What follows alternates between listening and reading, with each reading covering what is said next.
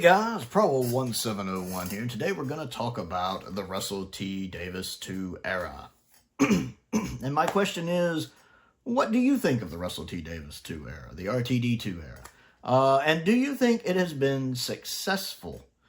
This is interesting because the Russell T Davies 2 era really encompasses quite a bit. Russell really wanted... It seems like there's a really big focus on a big push to get Doctor Who back out there, to get Doctor Who back mainstream, to get Doctor Who back in the public awareness the way it was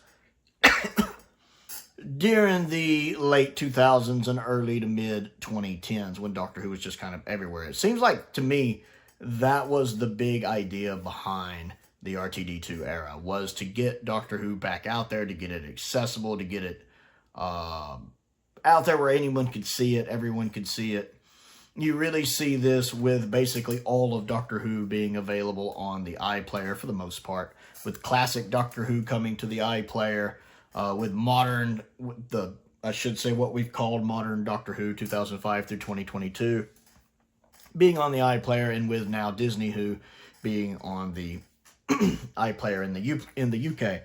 Having this big push to have, with a few classic Who exceptions, episodes on the iPlayer where anyone could view it, is a big deal. You also have not just the show proper, but all of the tie-ins that were done right around the end of the Whittaker era and in 2023. You had Tales of the Tardis, which Russell really seems to be going out of his way to make classic Doctor Who more accessible to perhaps a modern audience. We have Tales of the TARDIS, which of course had bookending segments with the Doctor and companions, with classic Doctors and companions, and sometimes modern ones as well, coming in to do opening and closing bookending segments, which is nice to see, and then getting a cut down version of a classic story like Earthshock or The Time Meddler. And that being a great chance for a modern fan who doesn't quite like the longer structure of classic Doctor Who, which a lot of us find sacrilegious, I know, to kind of do some editing to make that a little better paced for them. And since they're not replacing the originals, I'm fine with that. I don't mind omnibuses and cut downs as long as they're not trying to Star Wars it and replace the originals. And they're not doing that. The originals are still there. You can look on the iPlayer if you're in the UK. So we have Tales of the TARDIS as a push, again, to get Doctor Who more accessible for people, to have a younger audience maybe embracing classic stories. We saw this really coming to a head with Pyramids of Mars, which of course tied in with the season finale of Season 1, the first Shurigatwa season, with, of course, Empire of Death basically being, in ways, a sequel to Pyramids of Mars in the sense that it brings Sutekh back and Gabriel Wolf back, which is phenomenal. Not the episode itself, Empire of Death is rubbish, but bringing Gabriel Wolf back was awesome. And then, of course, this new edit of Pyramids of Mars, getting some nice updated special effects, getting a more filmatic look to it, especially the studio scenes, and having a brand new edit that works. I actually enjoy that version of Pyramids of Mars. I prefer the original, of course, but I thought it was a very nice edit. I appreciated the updated special effects as well. And it better be on the Season 13 box set when we get that collection set. And I like the fact that that Tales of the TARDIS segment is on the Season 1 Blu-ray DVD release. So we have Tales of the TARDIS and how they use that, one, to draw perhaps younger viewers into classic Doctor Who. Of course, some of us classic viewers, we love to see the bookending segments. And then how it ties in, leading in with Pyramids of Mars, so you can watch Pyramids of Mars and make it a little more approachable for a modern audience. So they understand the context of everything that's going on in The Legend of Ruby Sunday and Empire of Death. Now, again, before we get into the modern series proper, once again, more with classic Doctor Who, we have the colorizations and edits and omnibus versions of classic stories. Whereas Tales of the Tardis just created omnibus versions of classic stories, we did have 2 stories that got movie-length edits and were colorized, with the Daleks for the first Doctor and the War Games for the second Doctor. Again, a push and, of course, a budget being put into trying to make classic Doctor Who, specifically 60s Doctor Who, a little more perhaps accessible to a younger audience. There are a lot of people, perhaps younger people, who would have trouble with black and white. Not everyone. I know younger people who like black and white. But traditionally, they might have a little trouble with black and white. So they do nice new colorizations, especially on the War Games. The colorization looks phenomenal, with shorter edits and new music to perhaps entice younger fans who might not watch these stories to watch these stories. And I enjoy the new edits as well. I think, again, as long as they're not replacing the originals, that's fine. And our releases even include the originals. I have the Daleks, I have the War Games, and not only does it have the new colorized, edited versions, it has the original DVD releases as well. And that's, I think, a great way to do that. Now I have multiple ways to enjoy stories I enjoy, and I actually prefer the color version of the Daleks. The original War Games is still better, but I love the color version of the War Games. So you have yet another push to get classic Doctor Who out there. And then you have, of course, the new seasons, proper seasons 1 and 2, and there was, of course, a big push for those with the Disney money, getting the Disney money to really spruce those up. That was a big deal. They really made a big deal out of that. We had the 60th anniversary specials, bringing David Tennant back. There was a big marketing push there, having David Tennant and Catherine Tate back, kind of trying to grab that Series 4 feel, because so many people love Series 4. A lot of Who fans out there, especially younger fans, Series 4 is their favorite season. Personally, I'm a Series 3 man, but I do like Series 4. It is a good series.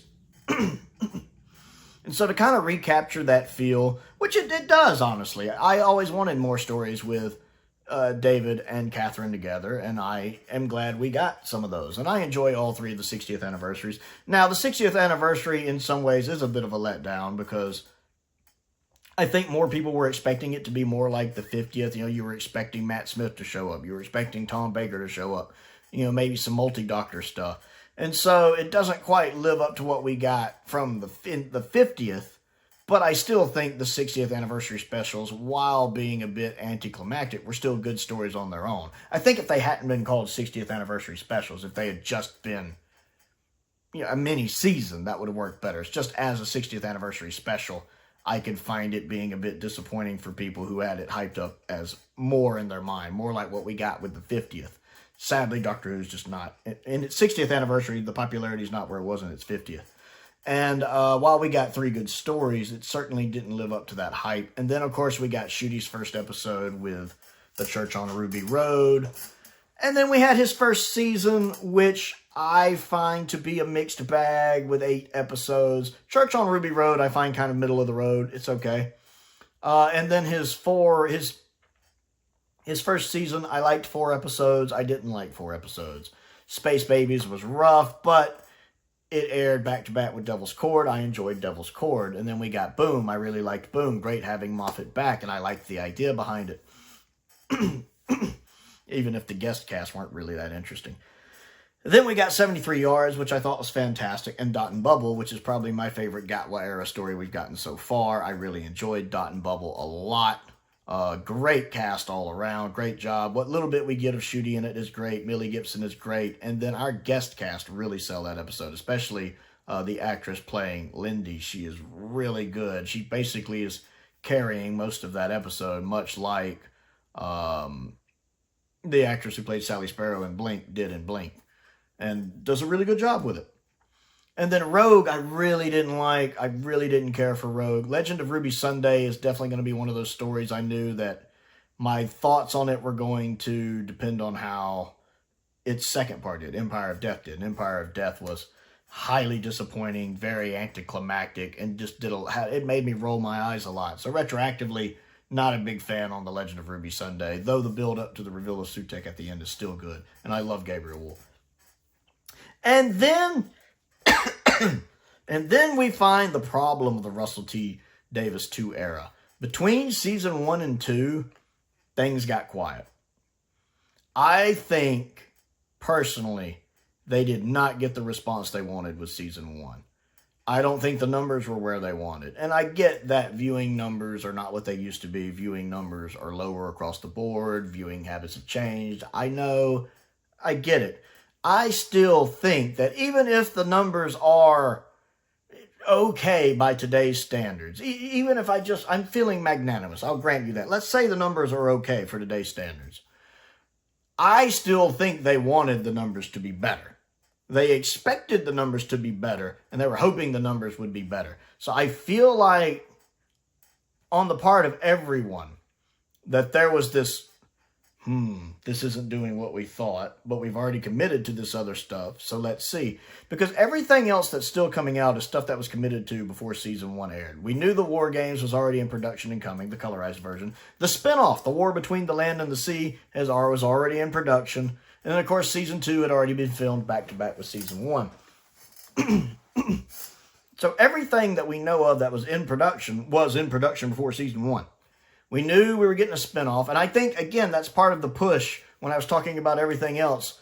When we were getting the announcements of Doctor Who is so back. You're getting colorized classic episodes, Tales of the Tardis, all of the episodes on iPlayer. Seasons 1 and Season 2 have been commissioned or being worked on, and you're getting a spinoff, The War Between the Land and the Sea. It's like they were so optimistic about Doctor Who is so back, baby. And now, after Season 1, quiet. Complete quiet. Because I think Season 1 didn't do what they wanted it to do. Or what they expected it to do. I think they wanted more. I think Disney expected more. I think Bad Wolf expected more. I think the BBC expected more. And everything else that we know of is coming out, like getting the War Games. That was already in production ahead of time. So we got that. We've heard nothing about a new colorization. Nothing. And these things take time to do. I don't think we're going to get a colorization this year, or I think we would have heard something by now. Now, it's possible they're working on something in the background, hush, hush. Maybe there is something going on and they just haven't said anything yet. They're keeping it quiet until they want to talk about it. Always a potential. Would love to get Dalek's Invasion of Earth in color. If they do the Web Planet in color, I will scream. I would love to get Dalek's Invasion of Earth in color. I would love to get the Seeds of Death in color. That would be great. I don't really need Tombs of the Cybermen in color.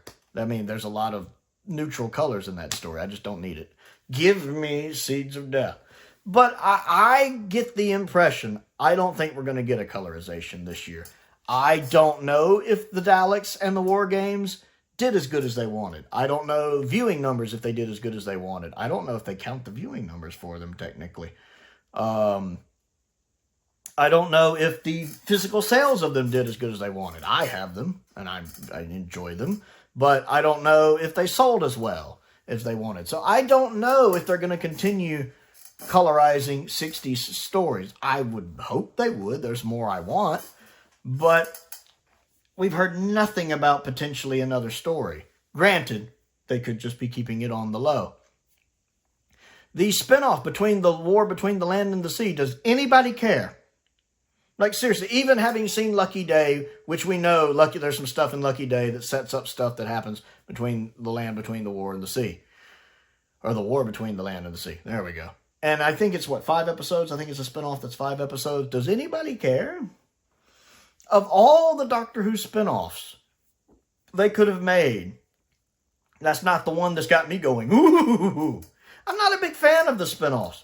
Didn't care for Class, don't care for Torchwood. Sarah Jane Adventures. And I love Sarah Jane. I've only seen a handful of episodes of, although I still need to see Enemy of the Bane. So I'm not really fired up about it. I'm just not. I'll probably end up watching it for channel purposes, but I'm not really fired up about it, to be honest. When you could have given me my 8th Doctor spinoff. You could have given me even another Doctor. You could have given me a 12th Doctor spinoff. I don't think Capaldi would be interested, but still. You could have given me the Villains spinoff. You know, give me an anthology series that's like 6 episodes. 1 episode's about the Daleks, 1 about the Cybermen, 1 about the Weeping Angels. You know, you could do so much with that. Without the Doctor there to save the day, you could actually let these villains win.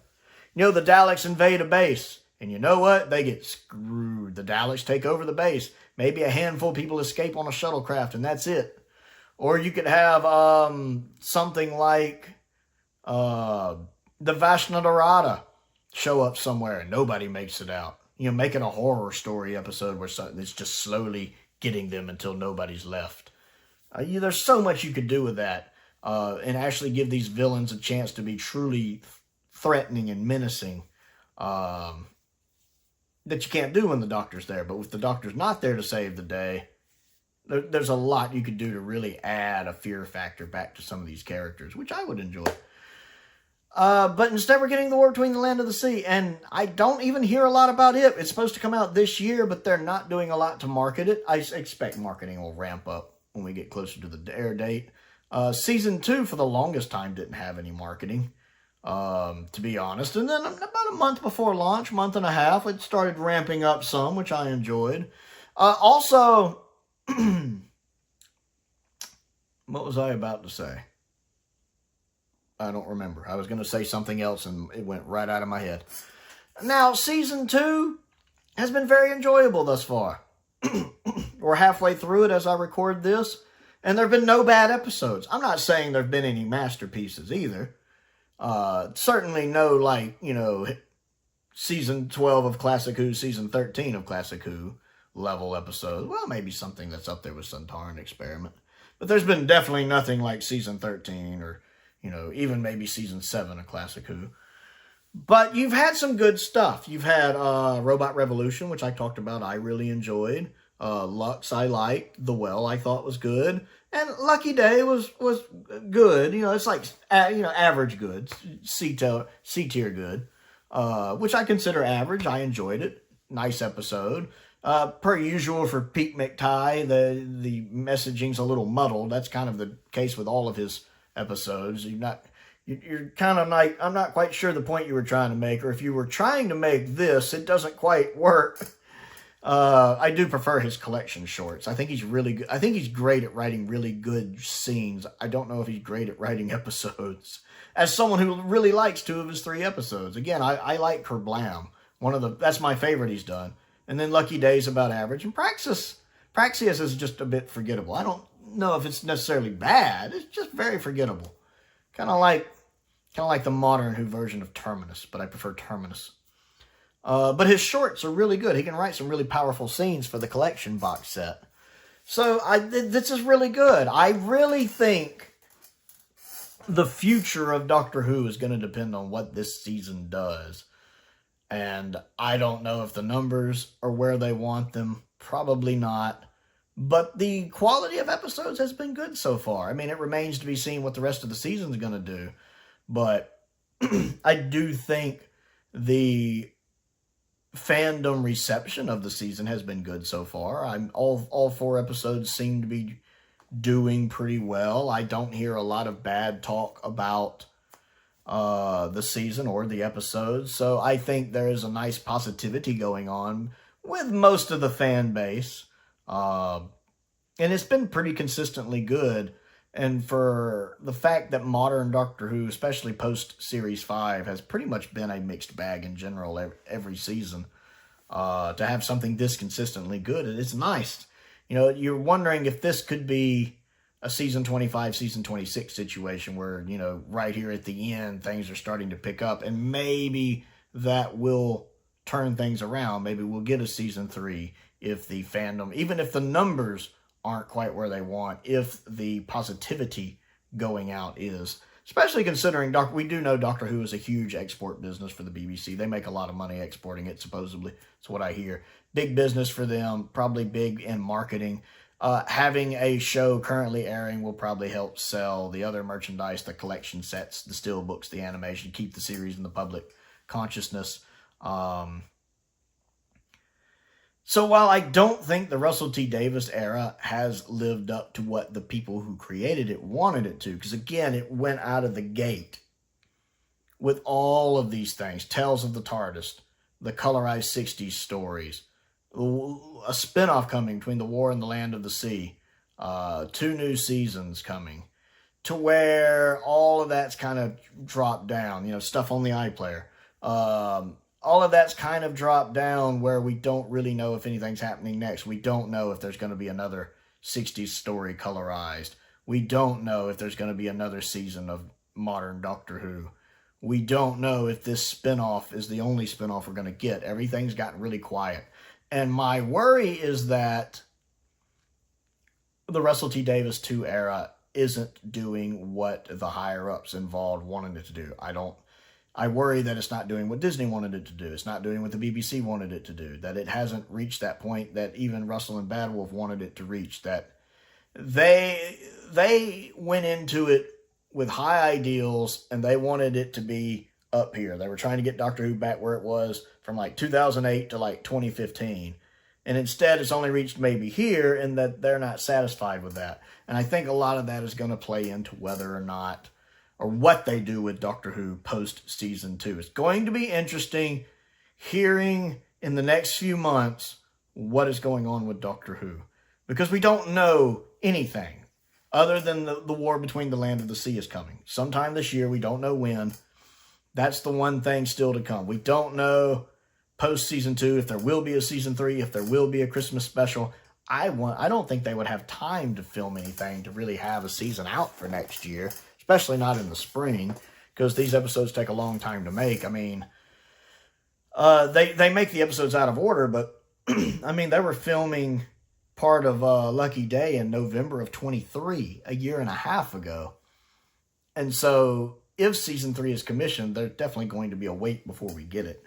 I would argue that probably not a season in 2026 unless it was late 2026. And it probably wouldn't come until 2027.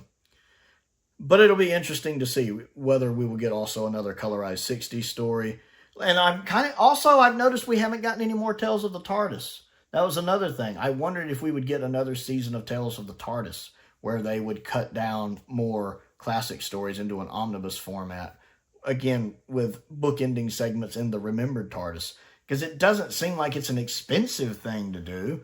But they've kind of dropped Tales from the TARDIS as well. So I wonder if that just didn't do as well as they wanted. Or the fact, again, the Russell T Davies era, or the Russell T Davies 2 era, hasn't had the impact they wanted. And that they're now just kind of cutting their losses. And that's why we didn't get any more Tales of the TARDIS. I wonder a lot of things about that. So it's going to be an interesting next few months to see what's announced. I want to know what you think. I think the Russell T Davies 2 era has been a mixed bag. I like a lot of the things it's done. Tales of the TARDIS is neat. I enjoy it. Especially the Pyramids of Mars segment. I liked the colorization of the Daleks and the colorization of the War Games. I like the fact that for people in the UK, most of Doctor Who is on the iPlayer. That's fantastic. And then season 1 was a mixed bag, but had some strong episodes, had some bad episodes, including one of the worst season finales the show's ever had. But season 2 has been consistently good. I'm looking forward to where it's going. And then the 60th episodes were enjoyable. They're not exactly blowing me away, but I enjoyed them. Nice to get more of David and Catherine together. So I wouldn't call it the strongest era of Doctor Who ever. I wouldn't call it the worst Doctor Who era ever. I have enjoyed it more than I have the Chibnall era. And I liked some of 13's episodes. I disliked some of 13's episodes. But I'm enjoying this era more than that era overall. I think Ncuti's a better Doctor. And I like the companions better, I'll even say. So, I want to know what you think of the Russell T Davies 2 era. And what you think of the points I have brought up. Comment down below and let's talk about it. Don't forget to click the like button and the subscribe button as well. I also have a Patreon if you would like to support me on that. There is a link to that down there as well, where you get nice exclusive videos. Sunday videos are always exclusive to the Patreon, I might add. Also things like video requests at certain tiers. Check that out. I also have a P.O. box. If there's anything you'd like to send me to look at and review, I love getting fan mail. It makes my day. And I love doing unboxing videos. Would love to get some more standard edition sets. I also have a link to my Amazon wishlist down there and a link to my Amazon UK wishlist down there as well. I've updated those recently. I keep hoping somebody will send a box of delights. Since it's got Troutman in it, I really want to see that. I'd never even heard of that until the Blu-ray was announced, but apparently it's like a Christmas tradition over there in the UK. So I'd love somebody to send that. I want to give a shout out to some of my top tier patrons, Colin Coney, Sam Venning, Unknown289, and Finn Perkins. I appreciate their support, as I do the support of all of my patrons, each and every one of you, and everyone who has sent stuff over the years. It's very much appreciated. Most importantly, thank you for watching.